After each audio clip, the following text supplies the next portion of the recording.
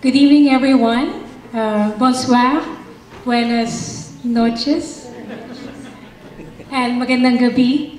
I'm very happy to be here standing in front of you, in front of a lot of our brave women. Happy International Women's Day. My name is Cynthia Palmaria of Migrante, Alberta, and today I'm going to share with you some of the victories and challenges of Filipino women's organizing here in Canada and as well in the Philippines. Prior to moving here in Edmonton and helping set up Migrante here in the province of Alberta, I was a chairperson for PNAI, a Filipino women's organization in Montreal, where our members were mostly nannies. I was also founding member of Gabriela Ontario, a progressive women's organization in Toronto that deals a lot with women in precarious work.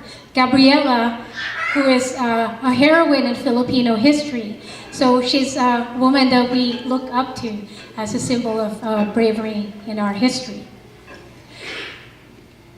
Like many Filipino women and women of color, I look up to the movement that moves forward with the women's liberation, because I believe that it's not just about the issue of gender.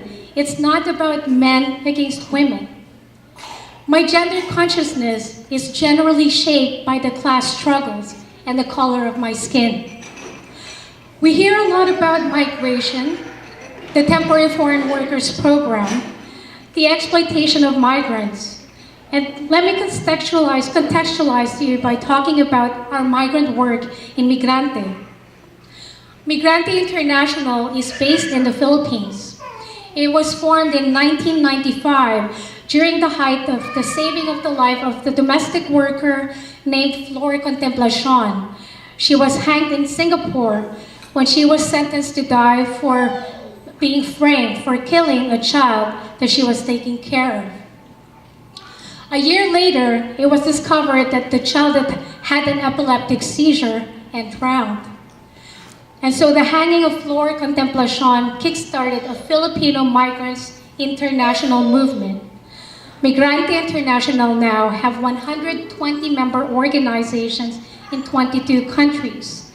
The chapter in Canada, here in Canada, was formed in 2007, and we set up Migrante Alberta only over 3 years ago in August of 2013, and Rod Loyola was there with us. Since the last Philippine administration, more women migrant workers have been forced to migrate and leave their families. An estimated 6,092 Filipinos leave the country every day. Among them, their mothers, sisters, aunts, nieces, grandparents, who were forced to face dire straits and uncertain conditions abroad due to widespread joblessness, landlessness, and dismal social services in our country. To date, Filipino women, migrant workers make up more than half. We are 55% of the stock estimate of migrants leaving the country. Women migrant workers face very specific vulnerabilities because they are women.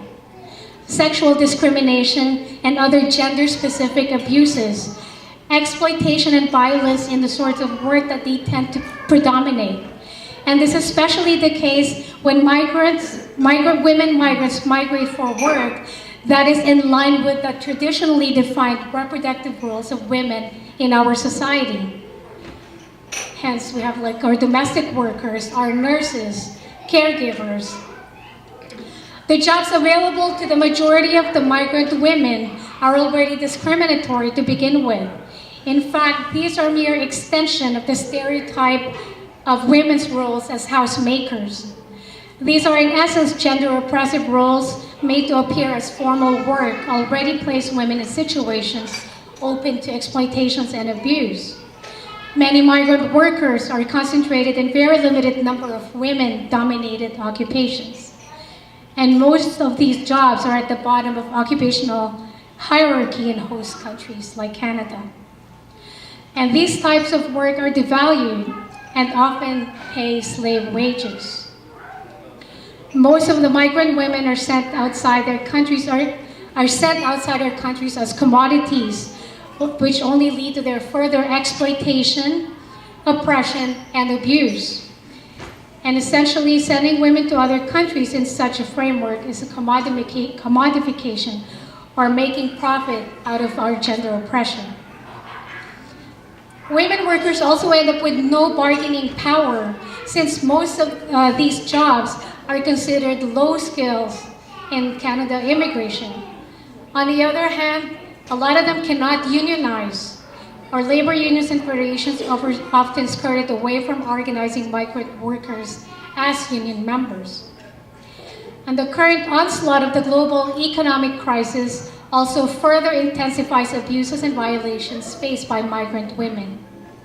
The worsening crisis makes them more vulnerable to trafficking, criminalization of irregular or undocumented migrants, and drives them to tolerate, unfortunately, more abuses in the workplace.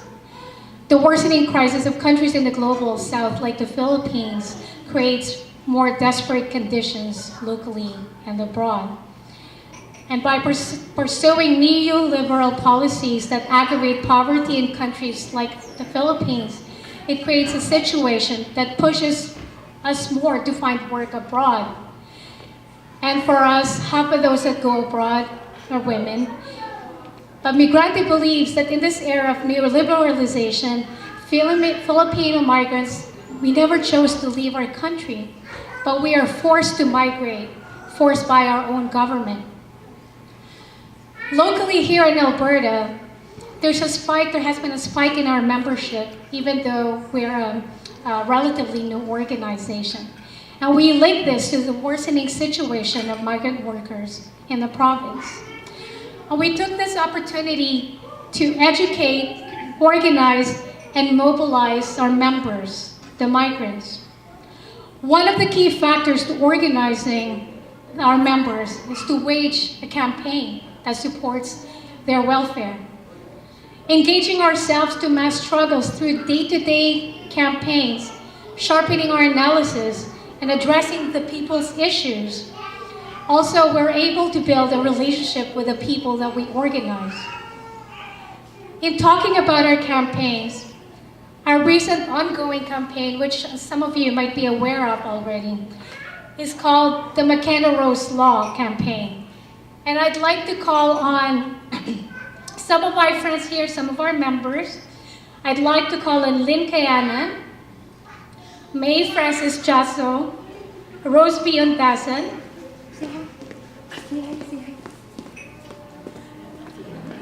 Hi, McKenna. So the McKenna Rose Law campaign is a campaign to claim the rights of Canadian-born children. In the province of Alberta, Canadian-born children of non-status migrants are not considered Canadians, although they are citizens on paper. Why is that? They're not eligible to claim their basic rights, their inherent rights as Canadian citizens. And so they have seen denial of their basic rights, such as health care. These children can only go to a hospital to see a doctor, get checked up, only if they're able to pay for it. We in Migrante believe that these Canadian children are Canadians, period. No questions about it. They should have access to services like any other Canadian-born children, regardless of the status of their parents.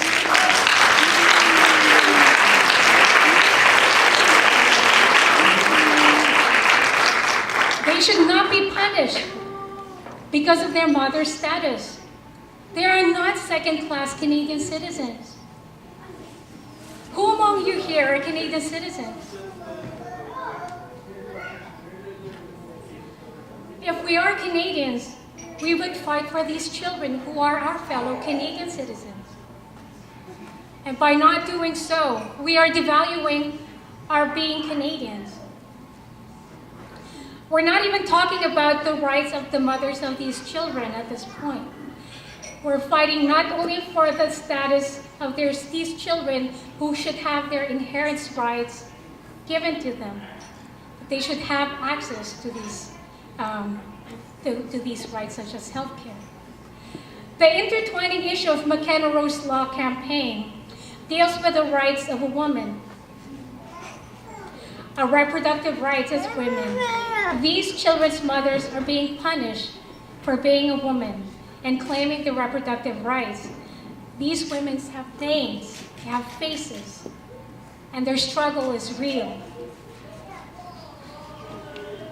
And I'm happy to be here standing with them today.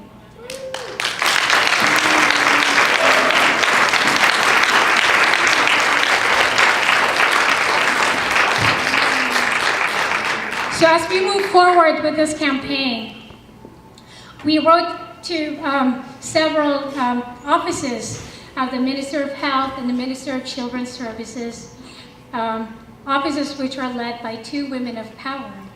We're still waiting for a response from them, for any letter of acknowledgement. But we will continue to fight for these children. Okay? And we are asking for your support here. For our MLAs who are here today, we're asking for your support for the rights of our Canadian-born children. And as Migrante members, we will continue to fight for the rights of these women.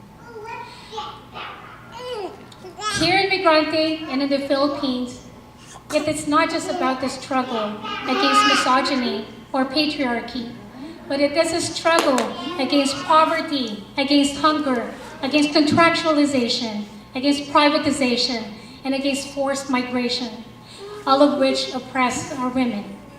It is a struggle against imperialism and feudalism in the Philippines that kills and displaces our women. This year's mandate of Migrante Alberta is to create a women's committee towards forming a Filipino women's organization. Building solidarity and alliance with working class women is an important aspect of our work. Education is a key aspect of this work, and in particular, collective studies of women's oppression and neoliberalism, and linking all of our local struggles here to the global issues. Migrante Canada is also part of the International Women's Alliance, a global alliance of grassroots-based women's organizations, institutions, alliances, networks, and individuals united in establishing a democratic, anti-imperialist, progressive women's movement. The members of the alliance are workers, peasants, indigenous, urban poor, professionals, and academicians from Asia, Africa, Australia, Europe, Latin America, and North America. In the end, we believe that the women's movement must be at the forefront of addressing the gender-specific concerns such as discrimination, violence against women, and women's health and reproductive rights. And this includes taking to fight for the children's rights and to insist that children's interests and welfare are social responsibilities. Women's organizations must undertake concerns by educating both women and men on gender oppression. Organized women must guard against new paradigm in feminism and eradication of poverty that supposedly address social and gender inequality. Such paradigm acknowledges social and gender inequality, but fails to recognize that these are natural byproducts of an oppressive and exploitative social systems. And we are trying hard not to lose sight of our women's liberation that is tied to the liberation of our people, so that no one else will be forced to leave our countries and migrate only to survive. A liberating Women's Day to all. Thank you.